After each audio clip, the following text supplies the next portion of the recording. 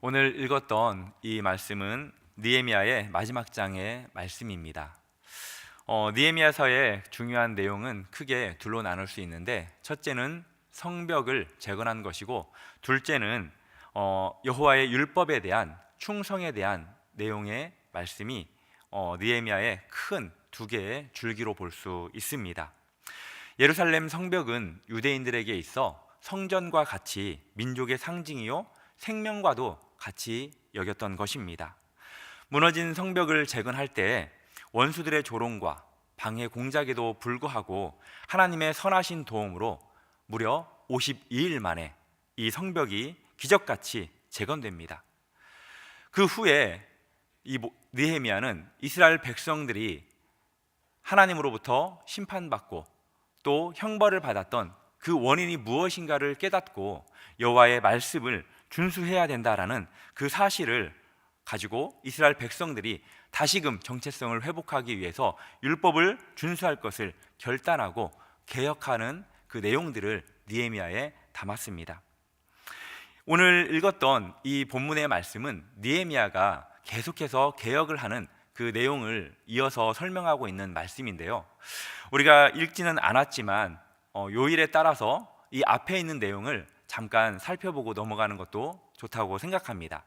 그것은 어떤 내용이냐면, 느헤미야가 이스라엘 백성들을 대상으로 계속해서 그들의 정체성을 확립하기 위해서 개혁해 나갔던 내용들입니다. 첫 번째는 무엇이냐면, 바로 귀한 공동체로부터 섞여 있는 무리들을 쫓아내는 그러한 일을 개혁했습니다. 우리가 잘 알고 있다시피 느헤미야는 아닥사스다 왕 제위 20년에서 32년까지 대략 12년 동안 예루살렘의 총독으로 활동했었습니다.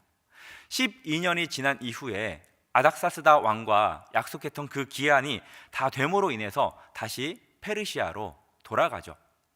그 후에 왕에게 고하여서 다시 허락을 받고 다시 예루살렘으로 돌아오게 됩니다. 대략 이 기간을 학자들은 몇 년 정도로 보냐면 2년에서 3년 정도로 보게 됩니다. 그러니까 느헤미야가 이 예루살렘의 그 공백의 시간이 2년 정도에서 3년 정도가 되었다는 겁니다. 이 느헤미야의 부재로 인해서 어떤 일이 발생했느냐, 이스라엘 공동체를 위협하는 그러한 여러 가지 일들이 발생이 됐고, 바로 그 첫 번째가 다른 민족들과 섞여 있는 그 문제가 발생됐습니다. 그래서 암몬 사람과 모압 사람은 총회에 들어올 수 없다라는 그 율법에 대한 그 내용을 읽혀줍니다. 그 말씀이 어디에 기록이 되어 있냐면 신명기 23장에 기록한 말씀입니다. 암몬 사람과 모압 사람은 영원토록 총회에 들어올 수 없다. 그래서 그러한 사람들과 이스라엘 백성들을 따로 분리하는 작업을 느헤미야는 하게 됩니다. 그리고 두 번째는 오염된 성전을 정결케 하는 일을 시행하는데요, 특별히 대제사장 엘리야십이 친밀한 관계를 누구와 맺고 있었냐면 도비야와 친밀한 관계를 맺고 있었습니다.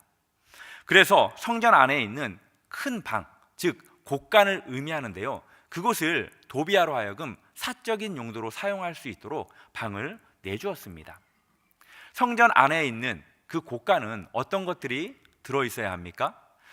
제사에 필요한 그 기물들과 또 제물들을 두는 곳이었습니다. 그런데 그곳에 친밀한 관계를 맺고 있었다는 그 이유만으로 이방 사람에게, 도비야에게, 원수와 같은 그러한 사람에게 그곳을 내주었던 것입니다. 느헤미야는 그 모습을 보고 격분하죠. 그래서 도비야의 기물들을 방 밖으로 다 던져버립니다. 그리고 원래 있었던 성전 기물과 제물들을 다시 들여놓도록 하게 됩니다. 이렇게 함으로써 하나님의 임재의 장소인 그 성전을 다시 정결케 하죠. 그리고 세 번째는 레위인에 대한 배려의 회복입니다. 레위인들에 대한 그 배려의 회복은 무엇을 의미하냐면 11조에 관한 내용입니다. 도비야가 성전 곳간에 머물 수 있었던 그 원인과 이유가 되기도 합니다. 백성들은 레위인들에게 어떤 의무를 이행했어야 하냐면 그들의 제사에, 하나님을 섬기는 일에 집중할 수 있도록 11조를 그들에게 드렸어야 됩니다. 거제물을 드렸어야 돼요. 그렇지만 백성들은 그렇게 하지 않았습니다. 그러므로 인해서 하나님을 섬기고 제사를 드려야 할 그 레위인들이 어떤 일을 벌이느냐, 자신들의 먹고 사는 일, 생계를 유지하기 위해서 밭으로, 논으로 농사를 지으러 가게 됩니다. 느헤미야는 지도자들을 꾸짖고 11조를 드려서 레위인들에게 공정하게 배분하도록 합니다.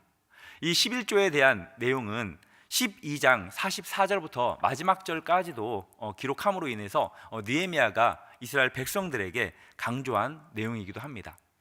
그리고 오늘 읽었던 15절부터는 어떠한 말씀이 먼저 시작이 되냐면 안식일에 대한 준수에 대해서 느헤미야는 말하고 있습니다. 하나님께서는 이스라엘 백성들과 안식일 준수에 대해서 함께 언약을 맺었습니다. 그 말씀이 출애굽기 31장에 있는 말씀인데요. 띄워주시면 같이 한번 교독하도록 하겠습니다.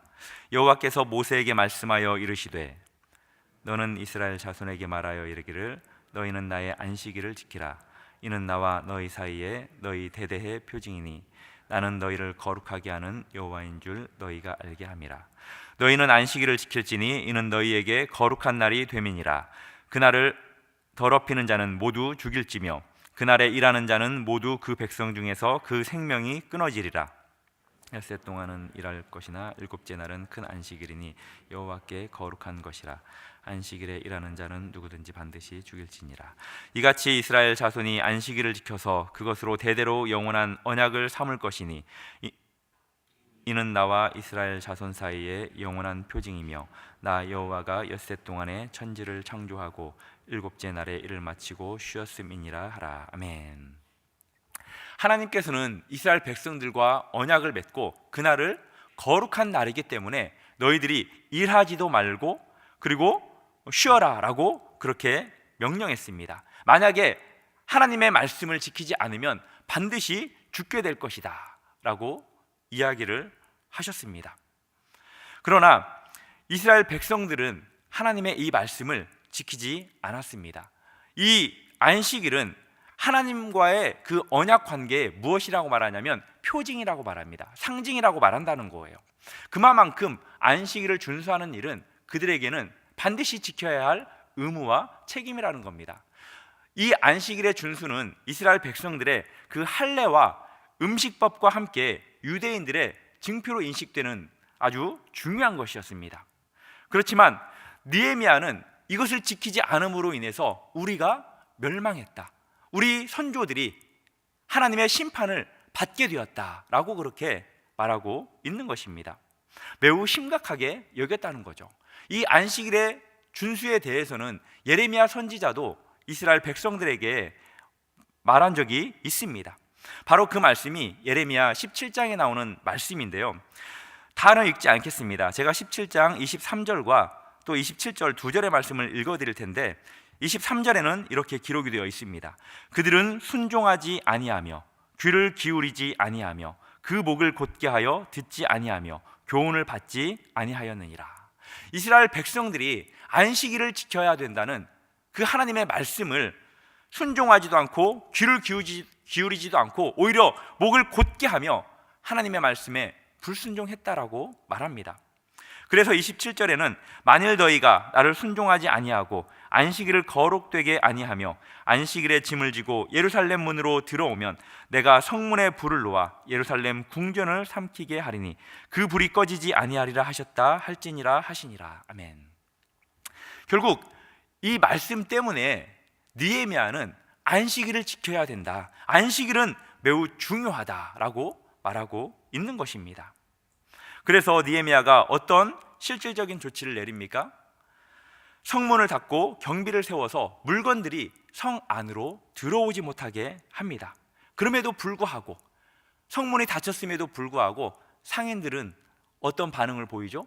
혹시라도 물건을 사러 나오는 사람들이 있을까봐, 아니면 자기들이 들어가서 물건을 팔 수 있을까 생각하면서 성문 밖에서 잠을 잡니다.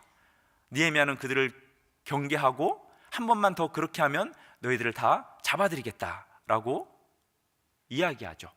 그러니까 그 다음부터는 그런 일이 발생되지 않았습니다. 그리고 레위인들로 하여금 성문을 지키도록 명령합니다. 안식일을 지키는 일은 이스라엘 백성들에게 매우 중요한 것이었습니다. 이것을 지금 식으로 한다면 우리는 주일이라고도 말할 수 있을 것입니다. 지금 여기에 계신 우리 어르신들 같은 경우에는 주일 성수에 대해서 매우 중요한 것으로, 반드시 지켜야 되는 것으로 잘 훈련받고 그렇게 지켜왔을 거라고 생각됩니다. 안식일을 지키는 일, 주일을 지키는 일은 누구보다도 우리 하나님께서 기뻐하신다라는 것을 믿으시기를 바랍니다. 그날은 하나님께서 천지를 창조하시고 쉬신 날이고 우리에게도 참된 안식을 주시며 또 우리로 하여금 하나님께서 예배를 통해서 영광 받으시기를 원하는 날입니다. 그렇기 때문에 우리는 주일을 지켜서 하나님께 예배를 통해서 영광을 올려드리는 그러한 삶을 살아야 한다는 것이죠.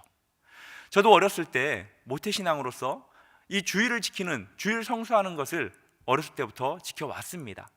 그 어린 나이에 믿음에 대해서 알면 뭘 알았겠습니까? 교회에서 예배 드리는 일이 얼마나 기뻤겠습니까? 정말로 기쁜 날도 있었지만 가고 싶지 않은 날이 훨씬 많았습니다. 왜냐? 친구들은 교회를 가지 않았기 때문에 저도 친구들과 그 시간에 놀고 싶었던 생각이 있었습니다. 그래서 제가 어느 날은 교회를 가지 않을 수도 있을 것 같은 상황이 발생이 됐습니다. 바로 그때가 저의 오른쪽 다리가 부러진 날이었어요. 부러져서 이제 움직이지 못하는 상황 속에서 집에 있었습니다. 그래서 어머니에게 어머니 저 오늘 교회 안 가죠? 그랬더니 어머니가 저를 업고 교회에다가 던져놓더라고요. 오늘은 주일이다. 주일날은 반드시 예배를 드려야 된다. 그렇게 훈련을 받았고 또 어디 멀리 가더라도 어머니는 절대 예배를 드리지 않는 일이 없었습니다. 아들은 저 하나였기 때문에 어머니가 저를 데리고 다른 교회, 혹시라도 위험이 있을지 모르니까 아들이라고 어리지만 저를 데리고 가서 어머니는 예배를 드리고 저는 그냥 그곳에서 잠을 잤던 그런 기억도 있습니다. 이 이스라엘 백성들, 유대인들이 안식일을 왜 지키지 않았을까요? 그들도 중요성은 알았습니다. 그렇지만 그들에게는 이 안식일을 지키는 일보다도 어쩌면 먹고 사는 일에 더 그들이 중요함을, 우선순위를 두었기 때문에 안식일을 지키지 않았다라고도 생각이 됩니다.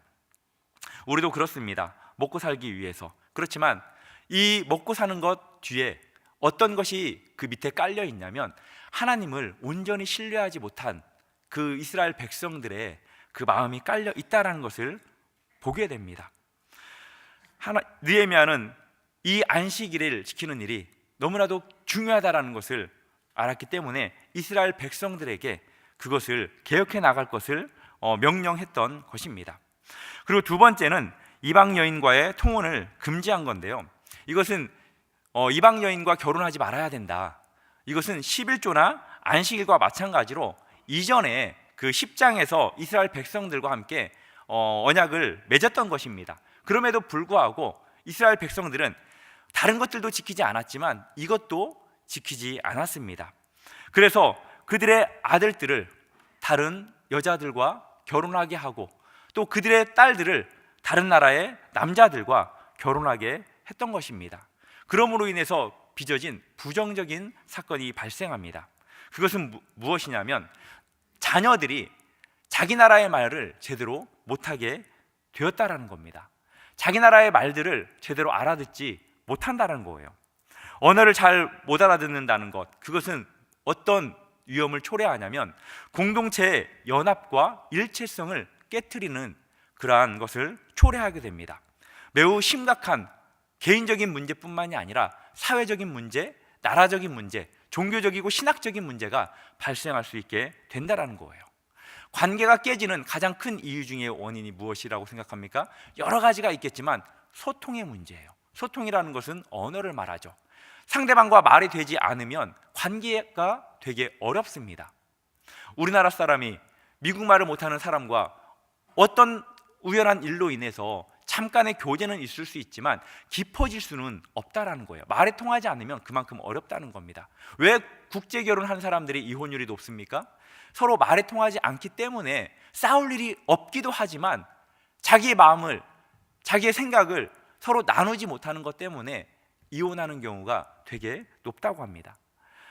자녀들이 말을 알아듣지 못한다는 것, 우리가 하나님과의 관계가 깨지는 것도 소통, 하나님이 원하는 그러한 대화를 하지 못하기 때문에 관계가 깨어진다라고도 볼 수 있는 것이죠. 이 언어에 대한 이 심각성을 느헤미야는 예를 들어서 예증합니다. 그것은 솔로몬 왕에 대한 이야기인데요. 정략 결혼을 통해서 솔로몬 왕은 이방 여인들과 결혼을 하죠. 하나님으로부터 가장 큰 사랑을 받았던 사람 중에 한 명이 바로 솔로몬 왕이었습니다. 솔로몬 왕도 하나님을 얼마나 사랑했습니까? 우리도 그것을 잘 알고 있습니다.